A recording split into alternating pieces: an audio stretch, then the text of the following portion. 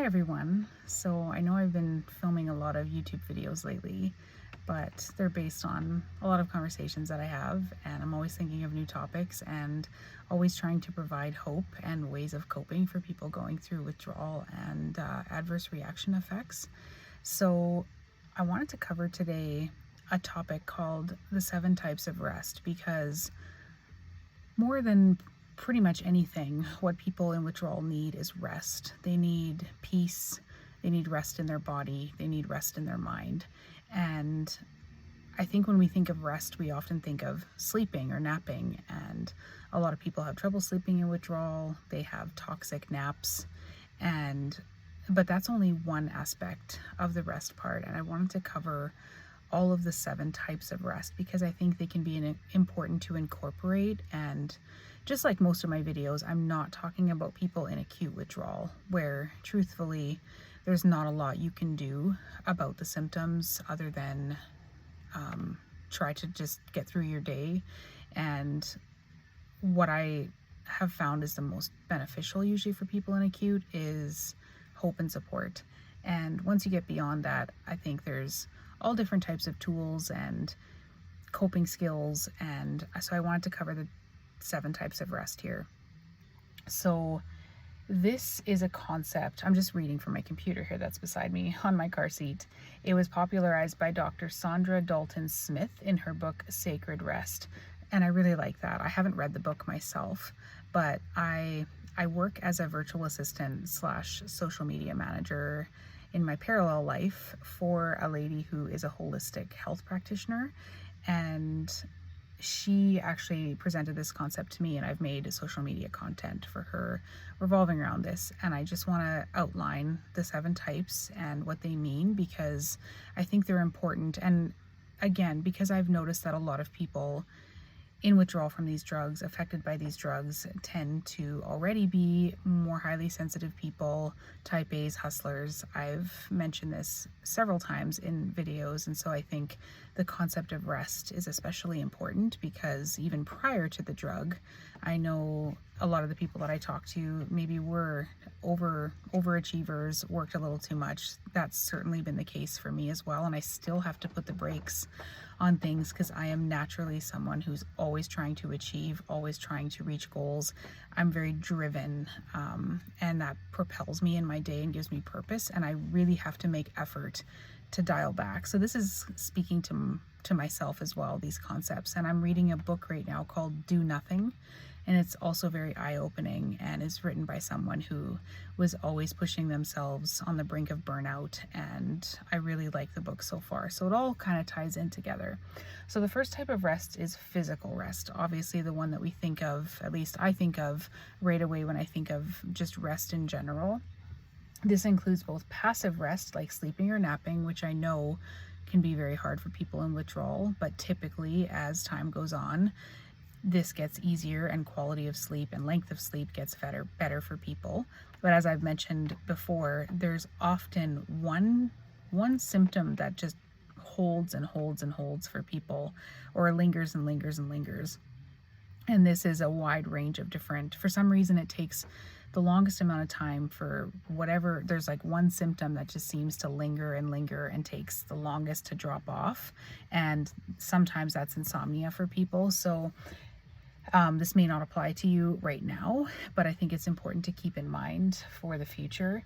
And then it says active rest, such as yoga, stretching, or massage therapy. So my own personal view of this, and maybe this has been proven or not, I don't know, that the reason that like 98% of people have much worse symptoms in the morning has to do with cortisol and levels of cortisol, which are naturally higher in the morning and help wake you up from sleep, but it tends to be so incredibly over exaggerated in people in withdrawal. And so because of this cortisol issue, a lot of people will find that they have a difficult time exercising, specifically like cardio, high intensity type exercise.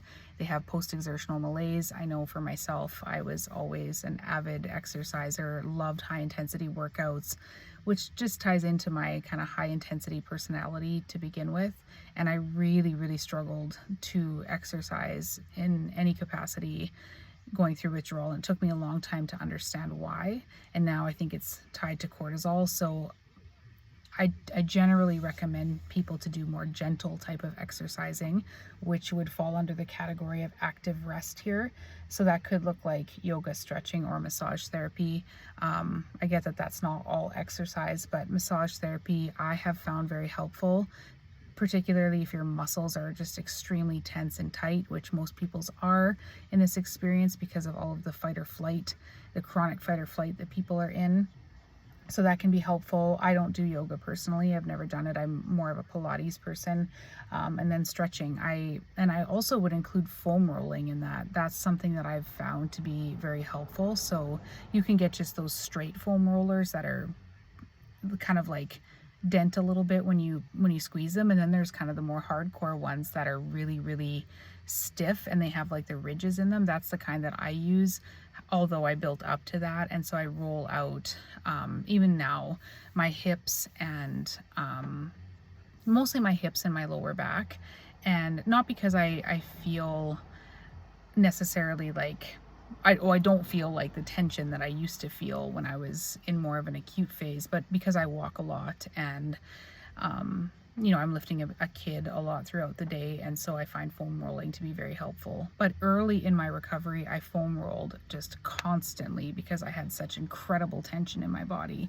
So I would include that there as well. The second type of rest is mental rest. So it says this involves giving your brain a break from constant thinking and problem solving. It can be achieved by taking short breaks throughout the day, practicing mindfulness, or engaging in activities that allow your mind to relax. So I get that this is very difficult because, at least for me, like mental symptoms were my most intense symptoms. So I'm just gonna roll down my window. My crank window here, it's getting a little stuffy. My daughter looks like she's kind of hot. So the break from constant thinking was absolutely impossible for me. I tried every supplement, every treatment, everything known to man that was supposed to help or fix intrusive thoughts, and none of it worked. I just needed more time to recover and for my body to calm down on its own. But I think what would really apply here for people in withdrawal would be to take a break from trying to fix, because if you look at this whole experience from a TMS or mind body syndrome, or even in the neural retraining stuff, neuro linguistic programming, any of those types of categories, they talk a lot about the importance of stopping trying to fix, in the sense that, I mean, it's natural that we humans, something is wrong, so we want to solve the problem. But if you've been in this experience any length of time, you know that there's no magic bullet, there's no quick fixes, otherwise none of us would be in this situation. But especially early on, and sometimes just when you get frustrated, you go into that fix-it mode and you go down all the rabbit holes and you're just fix, which can really put you into almost a worse stress state, which is obviously going to backfire on you because we are already in such a chronic fight or flight response when we come off these drugs. So I think as it applies to withdrawal, the mental rest would be taking a break, from the forums, which I think everybody should take a permanent break from, unless you're drawing positive support or have a specific tapering question or something. But generally, once you've figured out kind of the basics of withdrawal, the forums usually become counterproductive and these fear-mongering places. And so I think taking a break from the forums permanently, but as part of mental rest, and then trying to get out of fix-it mode. I definitely think it's good to explore your holistic health and to maybe get tests done for vitamin, mineral deficiencies, all of those different things I've talked about in other videos. I think those are okay to look at, for sure, absolutely. And if you are deficient in something, or something very specific applies to you, a food sensitivity, then of course you want to apply that. But I'm talking about when you're just like, there's got to be something, and you just go down every rabbit hole just out of this fear response to try to get to the bottom of it, and you're not doing it from a place of confidence, but from a place of fear, that usually can backfire on you. So that would be, in my opinion, the mental rest. The third one is sensory rest. This is about reducing sensory input from screens, noise, and bright lights, taking time away from digital devices, spending time in a quiet environment, and reducing exposure to sensory overload can help. I think this can go too far the other way, where I've seen people get trapped in this. Like, absolutely, I think that taking these types of breaks is good, but if it becomes almost like a trap where you end up stuck in a dark room for years, I think at some point you have to desensitize yourself, or try to desensitize yourself, and there's processes and methods to do that. I'm not talking about going and blasting yourself with a concert or whatever, but I think just in general, especially from digital devices. For me, one of the triggers for my tinnitus was always too much screens, and I noticed when I got blue light blocking glasses and I started to take more breaks throughout the day from screens, it lessened my tinnitus. It was only one piece of the tinnitus puzzle for me, but it was definitely a trigger. And so I would often, because my tinnitus and my mental symptoms would often go hand in hand, I would wonder, like, what is all this screen time doing to me mentally? Is it making things worse? Is it prolonging things? I would notice these things and then just think about it. And so I would make conscious efforts for a long time whenever I would leave my house. This was obviously much further in my recovery because I was pretty housebound early on. When I would leave my house, I would just leave my phone at home, and just noticed how much more present I felt and how much calmer I felt, because social media and all of the notifications are set up to make you addicted and for those dopamine hits. And so I think taking sensory breaks when you can, I realize some people are unable to look at phones and unable to do things, and so maybe it's not as much of a problem for some people than others. But I also know a lot of people in this community spend an incredible amount of time on the internet, on forums, searching, and so this can tie into mental rest and sensory rest. But I challenge you, if you're able to go out, if you're able to, even just go to a store, leave your phone at home and just notice how much more present you feel, and even calmer. Like, just even if it brings it down in one notch, I think anything in the direction of recovery is good. And sensory rest, I think we underestimate that.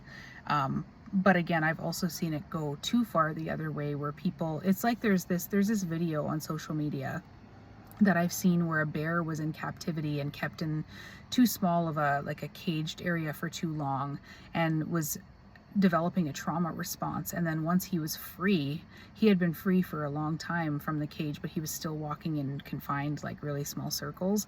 And I see it kind of like that too, where if you take it too far, where you're just like, I can't expose myself to any stimulation at all, even years down the line, I'm just going to sit in this dark room and wait to recover, I think can backfire on you too. So just be mindful of that. But I do think taking regular breaks from the overload of sensory information and stuff we're exposed to is good, but you obviously shouldn't and can't avoid sensory information or sensory load at all forever. Number 4 is creative rest. This type of rest is about replenishing your creative energies, engaging in activities that inspire you, such as appreciating art, being in nature, or doing something creative like painting or writing can provide this rest. Now, of course, take this with a grain of salt, and we might have to refine it depending on where you're at in your journey, your recovery, and what's a trigger for you and what's not. And I realize that a lot of times people can't fully engage in these types of activities that they used to. Music comes up a lot when I'm coaching people, and they say, oh, I used to be very musical. I used to play guitar, I used to play drums, piano, whatever, and I just can't bring myself to do it now. Whether it's, they get agitated, or they're so anhedonic, they just can't connect. Various different reasons, or they're unable to sit down if they have akathisia or restlessness. But I think that if you can start incorporating these type of things when you get further along, it can be helpful, especially like being in nature. If you're someone who has a really hard time relaxing, which you probably do, and or you just need to be moving, doing something distracting, being out in nature, if you can take your walking from in the house to outside in nature, better yet, take your shoes off and ground and be barefoot in the earth, anything that you can do that you're currently doing and modifying it just a little bit in the direction of recovery, I think is really helpful for people. There was something else I was going to comment about this. What was it? Yeah, just the creative aspect of it. What else? Doing something creative like painting or writing. Yeah, and so again, just I can't remember exactly what I was going to say about it, but modify it as needed depending on your circumstances. But again, anything in the right direction I think is good. Number 5 is emotional rest. Emotional rest involves allowing yourself to express and process your emotions freely. It can be achieved by having a safe space to share your feelings, engaging in therapy or counseling, or practicing emotional self-care. So obviously going to therapy, doing talk therapy is not going to fix withdrawal. I'm not stating that at all. But if you deep dive into the TMS approach, and there are several people in this community that have found healing. There's actually a video on YouTube by someone who was in protracted withdrawal for years and used a TMS approach to fully recover. So TMS originally stood for tension myositis syndrome and was coined by medical doctor John Sarno, who worked with a lot of chronic pain patients, and he noticed that there were certain personality traits in people who tended to have chronic pain, a lot of like what I list on this channel, but also he would notice that 10 different people could have the same injury and only some felt pain, or some would feel acute pain but only a small number would go on to be chronic, or people would have all the same type of pain but they all under x-ray or MRI had different looking injuries. So he started to question, like, is this about what's going on in the body, or is there a deeper process going on? And so there's been, especially if you do DNRS, I know I bring that up a lot, they show a study about how when pain goes from acute to chronic, it shifts from the part of the brain that processes pain to the part of the brain that processes emotions when it becomes chronic. And so a TMS approach, basically they feel like chronic symptoms, or their approach is chronic symptoms, anything that goes from acute to chronic, not just pain, but other sort of unexplainable phenomenon, which I would lump protracted withdrawal into that. There's deeper things going on in the subconscious that is perpetuating these cycles. And a lot of times it's unprocessed emotions. And you can look into TMS people. I've mentioned them before. Nicole Sachs, Dan Buglio, who has Pain For You YouTube channel. And then there's a guy, like I said, who solved his withdrawal through a TMS approach. And some of that processing of emotions involves journaling. So there's different ways to access, quote, the suppressed emotions or unfelt emotions. And one of this is through journaling. So they say, or a TMS approach would say that accessing and processing those emotions is integral to healing from chronic conditions. And journaling, so you would pick a topic, that something that's stressing you out now or stressed you out in the past, or one of your personality traits like perfectionism or goodism, which means trying to be good all the time, or hyper responsibility, or this type A type of stuff. You would pick one of those topics, current or past stressor, personality trait, and just write whatever comes to your mind, just brain dump for like 20 minutes. And or like for me, I don't have, and I'll admit this, I don't have a lot of emotional support in my life. I do have family members that I'm close to, but not on a deep emotional level. So I have a hard time sometimes with this, and I'm not a writer myself. So what I do is I'll go at the end of a day, especially if I've had a hard day, I go into my bathroom where I have privacy, shut the door, and just make a video. I don't post it anywhere. I often will delete it after, or save it to a folder in my phone, and just word vomit and just talk about my frustrations, my stress. And they say that a lot of stuff going on is subconscious, and so there's ways to engage in conscious mind. I'm just kind of scratching the surface here. You can investigate that in more detail if you would like to. But as far as this emotional rest, having a safe space, and I've shared, even yesterday I posted a video about how to feel safe even when you're alone. And part of that can be talking to yourself in video form and then playing it back when you're feeling really bad. So emotional rest, I think, very, very important.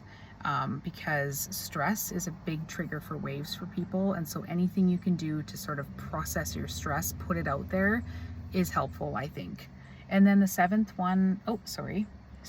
one is social rest. So this type of rest focuses on the quality of your social interactions. It involves spending time with positive, supportive people and taking a break from draining or toxic relationships. So again, I would put this back to the forums. If you're drawing positive support from them, great. If it's become a toxic rabbit hole of fear-mongering, then exit and just stay out of them. And as far as one-on-one interactions or people in your real life, then obviously there's only a certain level of control you might have over this. Like if you have become unable to live on your own, support yourself financially and rely on other people, which I did, then this might be a little bit harder for you. But I think if you can find people in your real life somewhere, and if that's not possible, just in the online community that are positive, uplifting, encouraging, I cannot overestimate like how important that is. And I've had people say, well, where are you supposed to find these people? There are other coaches who have group support, and maybe you don't find the group setting helpful, but if you can find support buddies in there to talk to outside of the group, I know many people have done that. I found my own support group through my old YouTube channel and people just commenting on my videos and reaching out to me.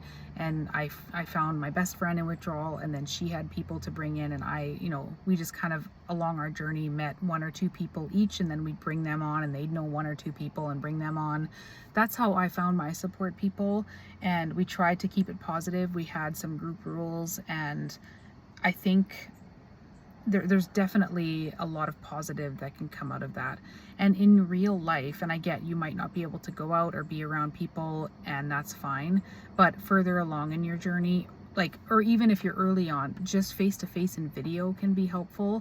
Or if you're at the point where you can go out, I do think there's an exchange of energy. So if you can be around people with healthy nervous systems, even briefly, there's power in that, and they can really help you to feel safe and comforted, which everybody in this community needs in some form. So I think that's really, really important. I think my daughter's cutting a tooth. Her face is very swollen.